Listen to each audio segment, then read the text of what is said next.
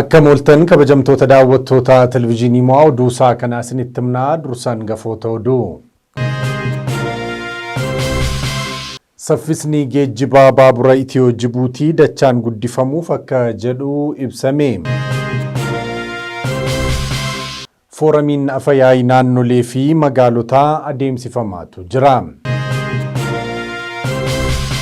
Oduu alaa keessaa gamtaan Arabaa Imireetotaa baqattoota Afrikaa keessa jiran gargaaruuf kan oolu tumsa maallaqaa doolaara miliyoona 8 arjoomuuf jedhamee jira kan jedhan hangafoota oduusaa kanaadha. Oduu waliin ani Efreem Malkaamuuti gara oduu bal'inaan qabanneetti dabarra. Dhaabbileen poolisii ergama isaanii ga'umsaan ba'uu akka danda'aniif bu'uuraalee misoomaa fi galtee barbaachisaa guutuun cimeetii itti fufa jedhamee jira. Hewaan Shumaa dabalata qabdi. Dhaabbileen poolisii ergama isaanii ga'umsaan ba'uu akka danda'aniif bu'uuraalee misoomaa fi galtee barbaachisaa guutuun cimee akka itti fufu kantiibaan bulchiinsa magaalaa Finfinnee Adaanech Abeebee ibsan. Kantiibaan bulchiinsa magaalaa Finfinnee Adaanech Abeebee piroojeektiin dhaabbilee poolisii fi balaa abiddaa ijaaramanii xumuraman eebbisanii hojii eegalchiisanii jiru. Piroojeektoonni kunneen qajeelchawwan poolisii kutaa magaalaa bulchiinsa magaalaa Finfinnee ijaaraman, wiirtuuwwan poolisii hawaasaa, buufataalee poolisii, kaampaaniiwwan poolisii fi waajjiraalee koomishinii hooggansa hojii ibiddaa fi sodaa balaa bulchiinsa magaalaa Finfinneeti. Kantiibaan bulchiinsa magaalaa Finfinnee Adaanech Abeebee wayita sana akka jedhanitti bulchiinsi magaalichaa nagaa fi tasgabbii magaalichaa mirkaneessuuf hojiiwwan adda addaa hojjechaa jira. Hojiiwwan kun nagaa fi tasgabbii magaalichaa mirkaneessuuf kan dandeessisan ta'uu dubbatan. Piroojeektiin guyyaa har'aa tajaajilaaf banaa ta'an poolisiin hawaasatti dhiyaachuun yakka dursuun ittisuu, xiqqeessuu fi to'achuuf kan dandeessisu ta'uu eeranii jiru. Akkasumas qabamummaa tajaajila poolisii guddisuurra darbee qaamoleen nageenyaa humna guutuun akka bobba'an isaan dandeessisuuf kan hojjetaman ta'uu isaanii kantiibaan Adaanech ibsanii jiru. Magaalaan Finfinnee magaalaa ardii fi idil addunyaa ta'uun ishee hojiin daawwattootaaf mijattuu taasisuu akka hojjetamu ibsanii jiru. Nagaan bu'uuraa waan hundaati kan jedhan kantiibaan Adaanech, kanaanis ijaarsa dhaabbilee nageenyaa hojiin teekinooloojii fi humna namaan ammayyeessuu cimee itti fufa.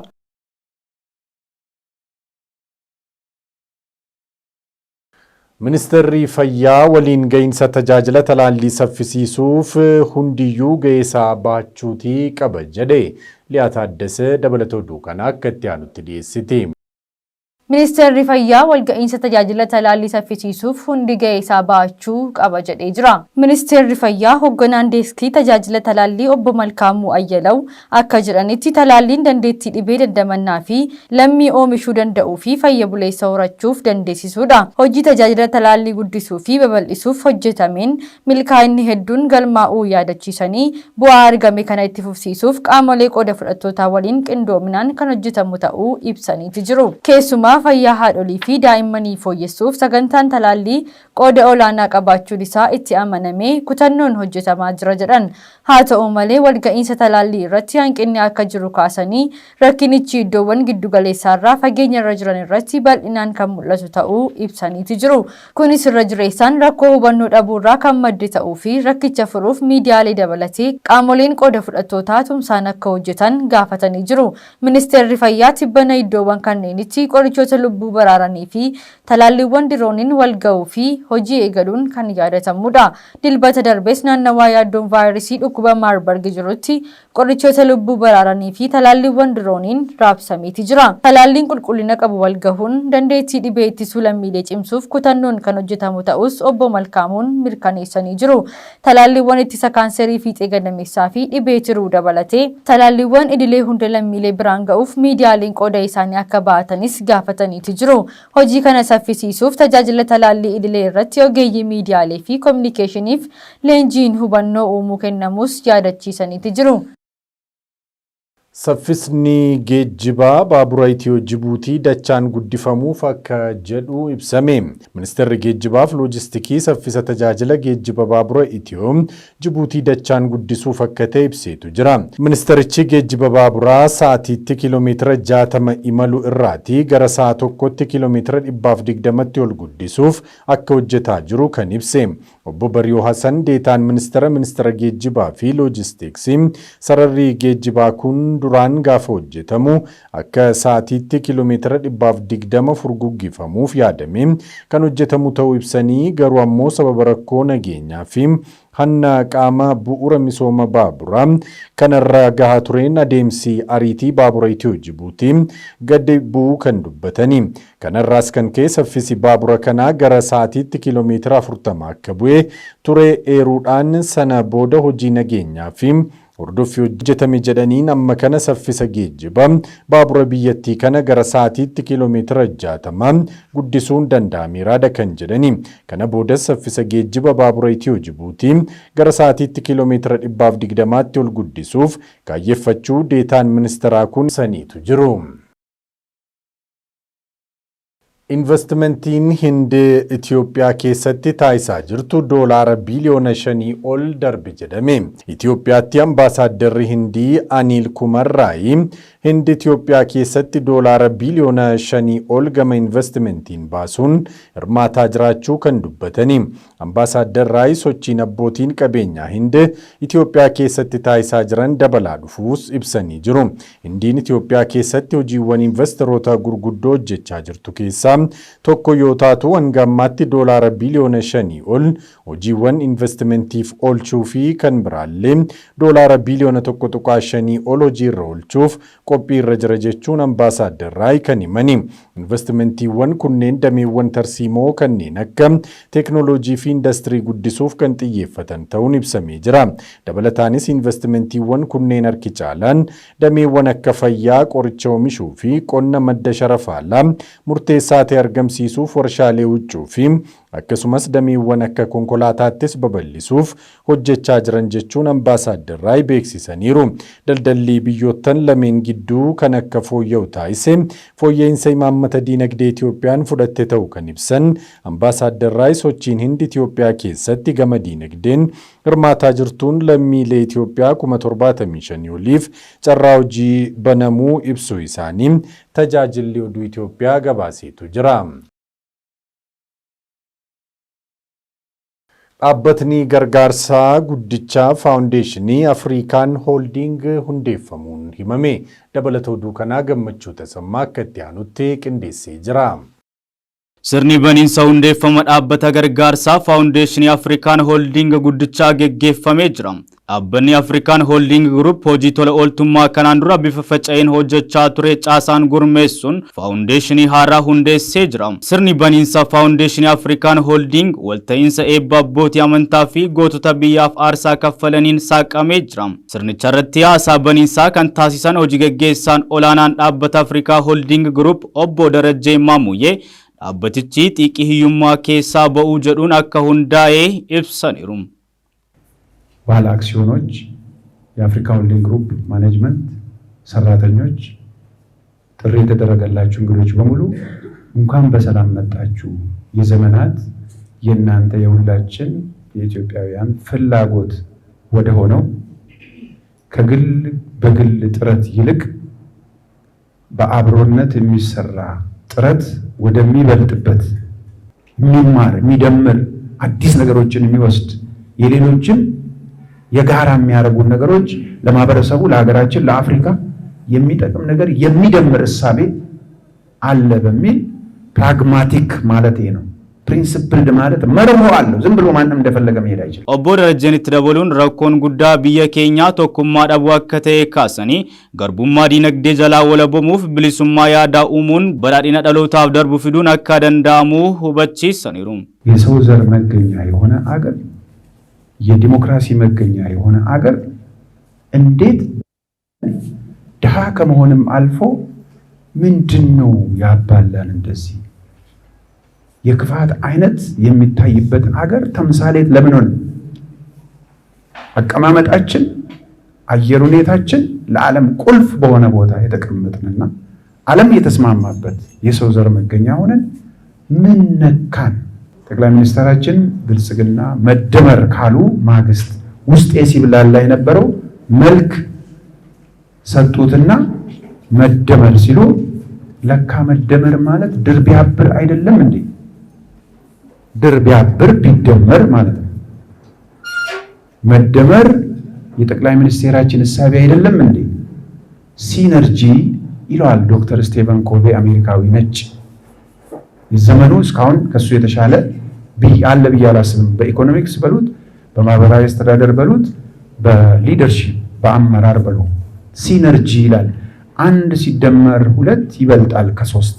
ብቻ ለብቻ አንድ ከሚሰሩት ይልቅ አንድ ላይ ቢመጡ ሁለቱ ሶስት ሰው ከሚያደርገው ይበልጣል ወይ ደግሞ ከሁለት ይበልጣል ይላል። እኔ እነዚህ ሶስቱን ሐሳቦች ወሰድኩና አንድ ሲደመር 8 ይበልጣል 9 ይሆናል 150 ሲደመር አልኩኝ። አፍሪካን ሆልዲንግ ግሩፕ ሁንዴeffama isaarraa eegalee dargaggoota harka qalleeyyii fi namoota deeggarsa barbaadan cina dhaabbachaa akka ture yaadachiisanii faawundeeshiniin har'a hundaa'e kunis hojiiwwan gargaarsaa kanaan dura bifa faca'een kennamaa ture qindoominaan akka kennamu kan taasisu ta'uus ibsaniiru. ልጆች ህፃናቶችን ታያላችሁ። ትምህርት ቤት ውስጥ 400 ተማሪዎች ኬጂዎች ይማራሉ ሸገር ማለት ነው።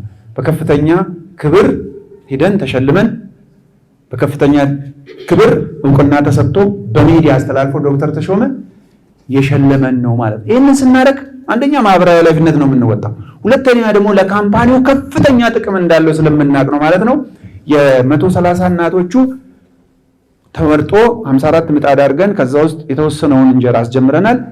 Ogeessi seeraa barsiisaa Haayile Mikaa'el Taaddasee Gamasaaniin faawundeeshinichi tajaajila ooltummaa itti fufiinsa qabuuf kan hundaa'e ta'uu ibsanii keessumattuu Afrikaan Holding Group bu'aa argatu keessaa hanga 10% gara faawundeeshinii kanaatti galii gochuun hawaasa deeggaruuf murteessuusaa beeksisaniiru.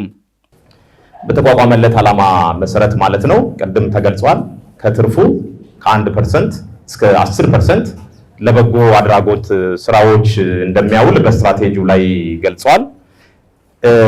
ይህንን የበጎ አድራጎት የሚያከናውንበት የዘለቄታ በጎ አድራጎት ድርጅት ማቋቋም ስለተፈለገ በዚህ ላይ እናንተ ደግሞ አስተያየታችሁን እንድትሰጡ የቀረበ ፕሬዘንቴሽን ነው ማለት ነው። Pirezidaantiin boordii Afrikaa Holding Gruppii fi dura teessuun hawaasa diiyaaspooraa dubartoota Oromiyaa aadde Saaraa Hasan Gamasaaniin Itoophiyaanonni gama misoomaatiinis goota ta'uu akka qaban kaasanii dhaabbanni kun bakka itti Itoophiyaanonni irratti waliin hojjetan waan ta'eef hunduu dhufee qooda isaa akka ba'u waamichaa dabarsaniiru. ሰው አገሩ የምትፈልገው ቦታ መቆም አለበት። ይመለከተኛል ነው ነይ ተብዬ መጋበዝ የለብኝም። እኔ አገር ጉዳይ ላይ ነይ ሳራ አንዳንዱ መቼ ጠሩንና መቼ አስታወሱንና ማን ነው አስተዋሹ ማን ነው ተታዋሹ? ሁሉም ለዚች ሀገር ዘብ ነው። ሁሉም ለዚች ሀገር ባለቤት ነው። Sagantichi qooda fudhattoota hedduu walitti fiduun gara fuula duraatti hojii tola ooltummaa dhaabbatichaa maal ta'uu akka qabu yaada jaarsaa kan irratti ka'edha. እኔ በጣም ደስ ያለኝ ነገር ምንድነው ቮለንተሪዝም የሚል ነው። እኔም እንደዚህ በጎ አድራጎት ላይ ስለምሰራ እሱ ነገር ይነካናል። ቅድም እንደተጠቀሰው ወይዘሮ ሳራ ዲቦራ ተብላለችና እሱም ያንሳታል። ሌላ መጨመር ይቻላል። ግን የሚገርማችሁ ነገር ሁሉ ሰው የተፈጠረው በእግዚአብሔር ነው። አባታችን እዛ ጋር ሲናገሩ መንፈሳዊ ኮሌጅ እንደገባው ነው ዲቦራ ስታስተምረን አሉ። ልክ ነው። ሁሉ ሰው በእግዚአብሔር የተፈጠረ ነው። መርጦ እኔ ኦሮሞ ሊሆን እኔ አማራ ሊሆን ብሎ የተፈጠረ የለም። እኔ አንድ ነገር ልንገራችሁ። እንደዚህ ይላል መጽሐፍ፣ ንጹህ የሆነ ነውር የሌለበት አምልኮ በእግዚአብሔር አብ ዘንድ ይህ ነው። የትኛው? ወላጅ የሌላቸውን ከጎዳና ማንሳት፣ ባልቴቶችን በመከራቸው መጠየቅ፣ በዓለምን ከሚገኝ እድፍ ሰውነትን መጠበቅ ነው። ይሄን ማድረግ ነው ለካ ትልቁ አምልኮ፣ ትልቁ ለእግዚአብሔር መገዘት፣ ትልቁ መሰጠት ለካ ድሆችን ማንሳት ነው። በገለጻ ላይ በተደረገው እንቅስቃሴ ከእስከ በሁለቱም ወንድሞቻችን የተገለጸው ነገር እንደገና ከመድረክ ሰብአዊነትን በተላበሰ ሁኔታ እምነትን ባካተተ ሁኔታ በአማረ ሁኔታ ሲገለጽ እኔ ልቤ ላይ የተነካው። እንደጋጣሚ ብዙ ችግሮች ከመፈጠራቸው በፊት በየገጠሩ ሄዳለሁኝ እኔ እና የሙስሊም ቤተክርስቲያን መስጊድ ይሰራል፣ የኦርቶዶክስ ቤተክርስቲያን ይሰራል። የሚሰሩት የሁለቱም ተባብረው ነው። ሸገር ላይ ሙሳ ጎኖፋን ሰበስባለን። ሸገር ላይ ያው ለህዝብ ነው የምሰራው፣ አሁንም ለህዝብ ነው የምሰራው። የአንድ ዞን እንዳመራር ነገር ነው። ሙሳ ጎኖፋን ሲሰበሰብ ሁሉንም ያማ እምነት ያላቸው ሰዎች ይላሉ መስጊድ ከምትሄዱ ሙሳ ጎኖፋን ብትከፍሉ እግዚአብሔር ይሰማችኋል። ከመስጊድ ሃይማኖት ትልቅ ዋጋ የሚኖረው ሰው ላይ የምትሰራው ስራ ሲኖር፣ ቅድም ዲቦራ ሳራ ተናግረዋለች። ትልቁ ስራ ሰውን በቅንነት ማገልገል፣ ሰውን በቅንነት ማገልገል ደግሞ ከእግዚአብሔር ጋር መሆን። እኔ በዚህ ነው የማምነው። በርቱ፣ ተባራቱ። ግን አፍሪካ ሆልዲንግ ግሩፕ ከሰላም ጋር ምን ያህል እየሰራን ነው? ሀገር ላይ ሰላም ከመፍጠር ጋር ምን ያህል እየሰራን ነው? ውጭ ሀገር ያሉ ዜጎቻችን ወዴትና ወዴት ናቸው? አንድ ብንሆን አፍሪካ ሆልዲንግ ግሩፕ የአፍሪካ መሰረት ነው ብዬ ነው። ከዶክተር አብይም ጋር ነው ቄስ ፈሊና ሰርከ ኢትዮጵያ ተኝተሻል ተነሽ ያላ ጉድ ሞርኒንግ ኢትዮጵያ አሁንም አጨብጭቡ። ኢትዮጵያ ቁርጥ ቀን ልጆቿን ወልዳለች። የፈለጋችሁትን በሉ። እኔ ከፖ ነፃ ነኝ፣ ከአ ነፃ ነኝ፣ ከኢ ነፃ ነኝ። waltajjii hundeeffama dhaabbata faawundeeshinii afrikaan hooldiingii kanarratti miseensonni boordii abbootiin aksiyoonaa goototi biyyaaf aarsaa kaffalan akkasumas keessummoonni affeeraman argamanii kan jiran yoo ta'u dhimmoota misoomaa fi gargaarsaa irratti marii bal'aan geggeeffamee sagantichi milkaa'inaan xumuramee jira.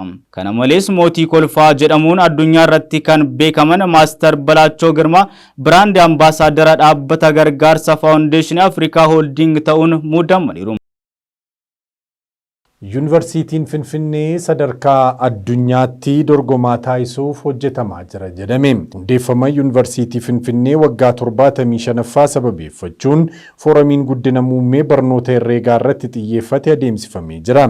Fooramii kana irratti hooggantootni mootummaa, hayyootni yuunivarsiitiiwwan garaagaraa fi barattootni yuunivarsiitichaa duraanii irratti affeeramanii jiru. Yeroo ammaas yuunivarsiiticha sadarkaa addunyaatti dorgomaa taasisuuf hojjetamaa akka jiru pirezidaantiin eeggataan yuunivarsiitii Finfinnee Saamu'eel Kifilee kan isaan ibsani. Waggaa 75 dura barattoota 50 barsiisuun hojii kan eegale yuunivarsiitiin Finfinnee umurii isaa keessatti hayyoota kumaatamaan lakkaa'aman ogummaawwan garagaraan barsiisee eebbisiisuun biyya isaanii irra darbanii addunyaaf gumaacha guddaa taasisuu pirezidaantichi kan dubbatanii. Hoogganaan muummee barnoota herreegaa Saamu'eel Asaffaa kaayyoon fooramii kanaa imala waggaa 75 darban ilaaluu fi guddina dameen herreegaa har'aa irra jiru qorachuun karoora gara fuula duraa irratti mari'achuuf akka ta'e ibsaniiru. Barnootni herreegaa yeroo yuunivarsiitichi hundeeffamu eegalee hanga har'aatti barsiifamaa kan jiru ta'uu fi guddina yuunivarsiitichaa keessattis muummeen barnoota herreegaa shoora guddaa akka qabu Dr. Saamu'eel himuu isaanii AMNtu gabaase.